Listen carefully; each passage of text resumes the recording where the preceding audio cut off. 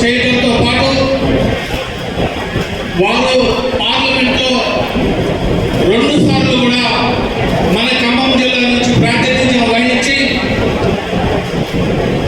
మొదటిసారి కూడా పార్లమెంటు నాయకుడిగా మన పార్లమెంటు పరిధిలోనే కాకుండా మన రాష్ట్రానికి సంబంధించినటువంటి అనేక అభివృద్ధి సంక్షేమ కార్యక్రమాలకి పునాది వేసినటువంటి మన ప్రీతమ నేత నామా నాగేశ్వరరావు గారు.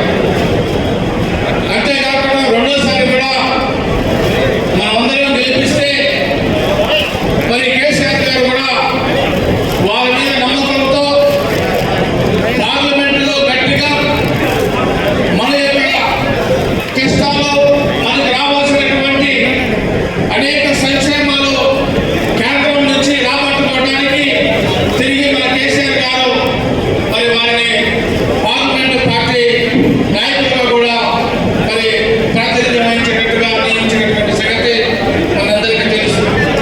మరి 2 సార్లు కూడా మరి పార్లమెంటులో ఒక క్రమశిక్షణగా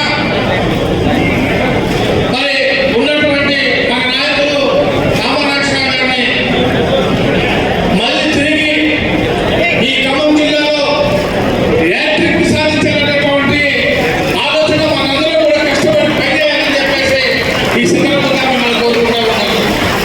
ఇక మన జరిగిన ఎన్నికల్లో మనం మర్చిపోకపోయినా ఇవాళ తిరిగి మన నామా నాగేశ్వరరావు గారిని గెలిపించాలనేటువంటి ఉత్సాహంతో ఎంత ఎండ తీవ్రంగా ఉన్నప్పుడు కూడా మీరందరూ కూడా ఎంతో ఉత్సాహంగా ఇవాళ మళ్ళీ తిరిగి ఖమ్మం జిల్లాలో నామా నాగేశ్వరరావు గారిని గెలిపించి కేసీఆర్ గారి కానుక ఇవ్వాలనేటటువంటి పట్టుదలతో వచ్చినటువంటి మీ అందరికీ కూడా హృదయపూర్వకంగా నమస్కారాలు చేస్తా ఉన్నాను.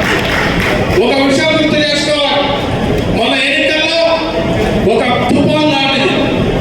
మనకి కొద్ది రోజులు పోతే ఇంకా మనం 10 రోజులు పోతే అప్పుడప్పుడు 2-3 చోట్ల అనుకోకుండా అకాల వర్షాలు వచ్చినాయి, అనేక నష్టాలు జరిగాయి.